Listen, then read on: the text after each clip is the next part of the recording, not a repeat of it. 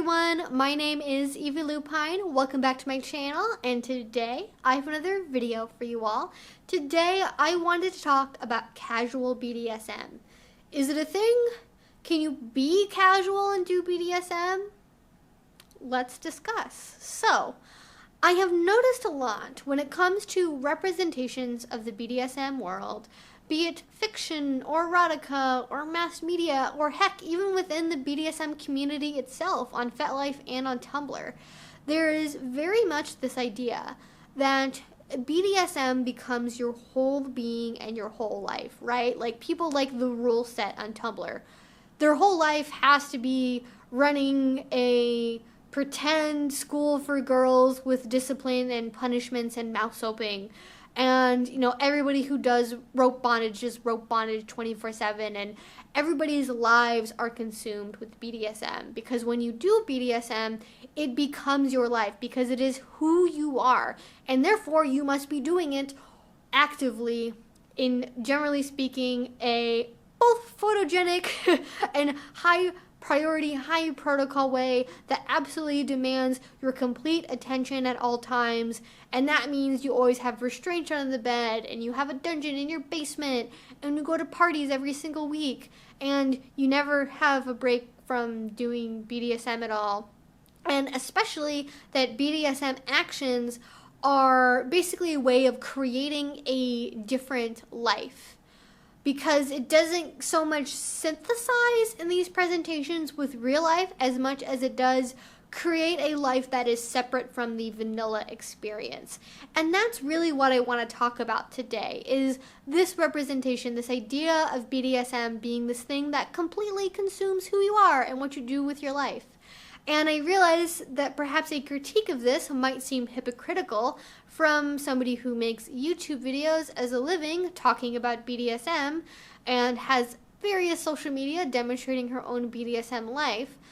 But I think, and hopefully we are becoming more aware of this, social media is not real life. The beautiful pictures that you see on Tumblr, the people on K&P, on FetLife, you know, they may very well be a experience that happened casually. It was a candid photo, but that is not generally everybody's everyday in BDSM. You don't have to join a dungeon. You don't have to be part of your local community. You don't have to have a full restraint set under your bed. You don't have to be in a 24/7 total power exchange relationship and be naked all hours of the day and only wear high heels just to be part of the world of BDSM. And I think one of the struggles people have when they're getting into the community is like, oh shit, I have to suddenly go from like being this vanilla person and having my whole vanilla life, and then now I have to figure out how to shove BDSM in addition to that and either get rid of the vanilla things that I'm doing or make BDSM my whole life. And the reality is that most people don't do that.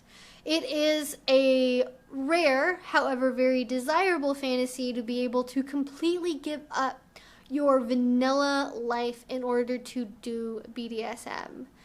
And something that I am really quite enamored with, an idea that I really quite enjoy, and that I personally find to be some of the most fulfilling parts of BDSM, is the idea of casual BDSM, right? Like BDSM is not always this like super duper serious high protocol, Sir Ma'am, Louis Vuitton high heels type stuff. When that does happen, again, it is nice, but I find the most rewarding parts of BDSM are not necessarily the hours of exhaustive prep work that go into a high protocol dinner followed by 5 hours of being in complete high protocol mode and doing all these things very strictly and orderly, but rather the more mundane ways that I find that it changes my life and changes my relationship.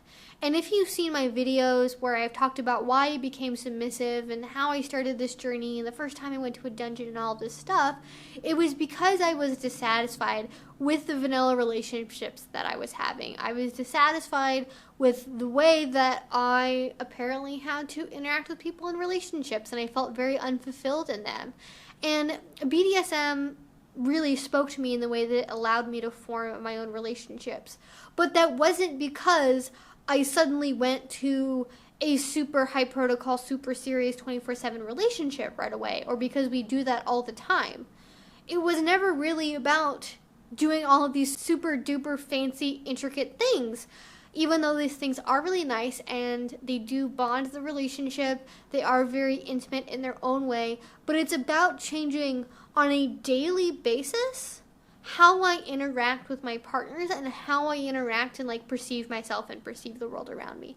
So for casual BDSM, what I think of is those little moments when you're getting ready in the morning, when you go to bed, when you have meals together, when you play video games together, when you watch movies together. All of these really mundane actions, when you put thought into them, when you are being active with them, can be done in a way where even if you are just doing something really casual like watching a movie, or the presence of just the BDSM itself is still there. The atmosphere, the energy is still very much contained in this moment, but it doesn't require a big production for that to happen, right? You don't need to go get on your $300 schoolgirl uniform. Your dom doesn't need to iron their best suit. You don't have to lay out all of the play toys and bow and say, yes, master, right? Maybe it's just him having you on a leash while you watch video games together, or her using you as a footstool for 10 minutes after work, or running a bath for them, or remembering to iron out their clothes. As long as it's done in a mindful relationship or BDSM focused way, even if the action seems so small that I am sure that nobody has written an erotica or taken a photo even of most of these things happening, but they become the core of the relationship. And I think the casual moments where you really are still mindful of the BDSM relationship are the moments when that relationship is most powerful. Because it's not about showing off to your friends. It's not about having a fancy dinner party. It's not about the big production values. It's about keeping the spirit of that relationship with you in all the things that you do and at just random times of day. It's sort of like the kink equivalent of like leaving love notes around the house for your partner, which actually you could totally do in a BDSM relationship anyways, but that's the closest thing I can think of that I know vanilla couples that do, is it's just saying, hey, I'm thinking about you. Hey, I'm thinking about this relationship. Hey, I like this thing that we have going on.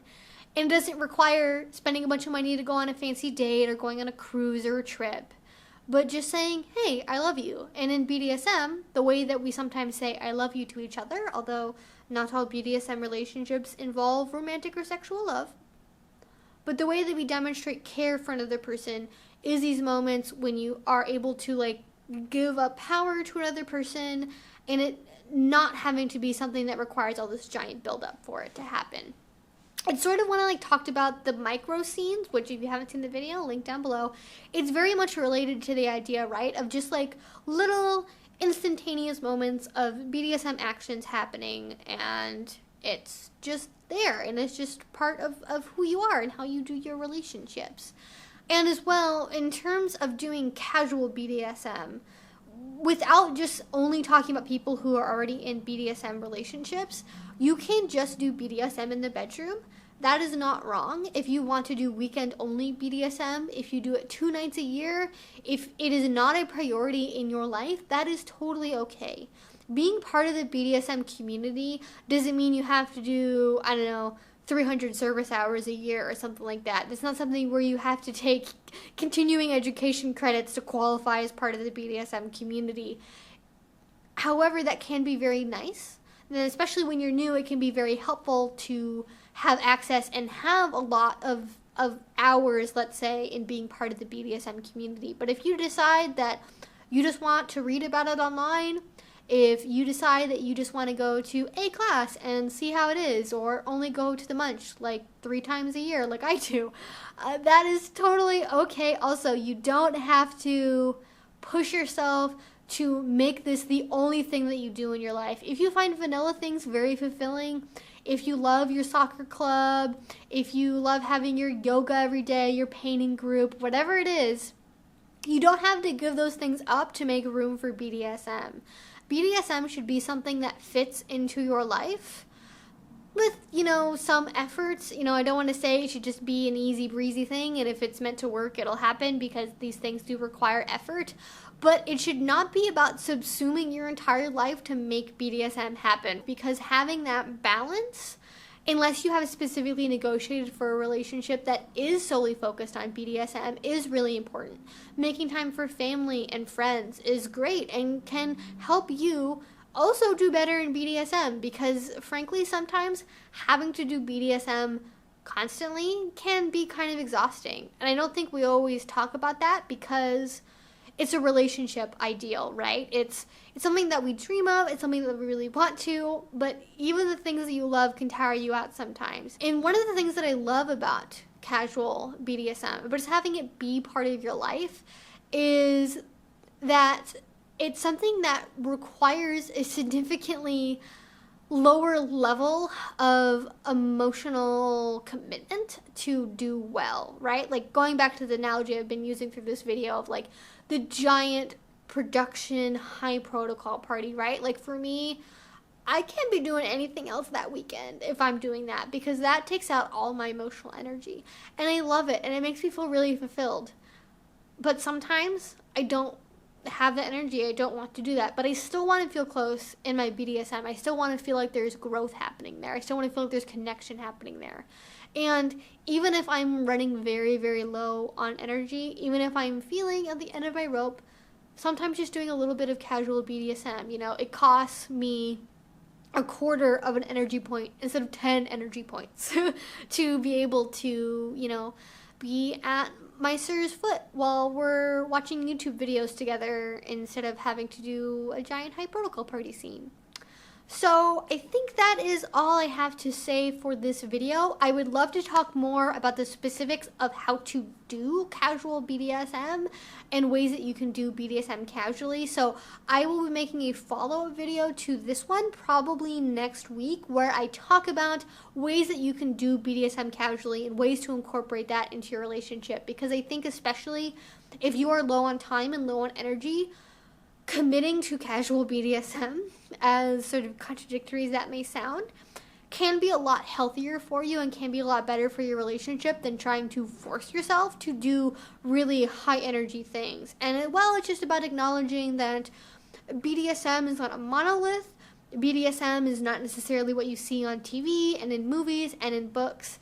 And you are just as valid doing BDSM on the weekends, or never kneeling, or not having rules, or not having punishments. That is all totally, totally okay. And if that works for you, and if that is what you want from your relationship, I'm so happy for you, and I'm so glad that you know that about yourself. And yeah, I just want people basically to be open to the idea that you can be a valid BDSMer without having to do all of these crazy and usually very expensive and time-consuming things that we sometimes see in media. And it is okay to have other things in your life besides BDSM. And it doesn't make you a lesser submissive or dominant or a lesser person to do it the way that you do. And yeah, that's kind of just the thoughts I want to leave you guys with. If you have any comments or questions for me, please let me know down in the comment section below. If you want to see more from me and you haven't already, please do subscribe. I make videos twice a week. And finally, if you really like this video, the best way that you can support my channel is through Patreon. That is why there are no ads on these videos. That is why I try to put out as much possible content as I can, because Patreon allows me to do so. And I also have a lot of cool bonuses and rewards over on Patreon, so be sure to check that out if you haven't already. And if you do support me, thank you so much. It means the absolute world to me. And until I see you guys next time, I hope you have a great rest of your day and a great rest of your week. Bye-bye.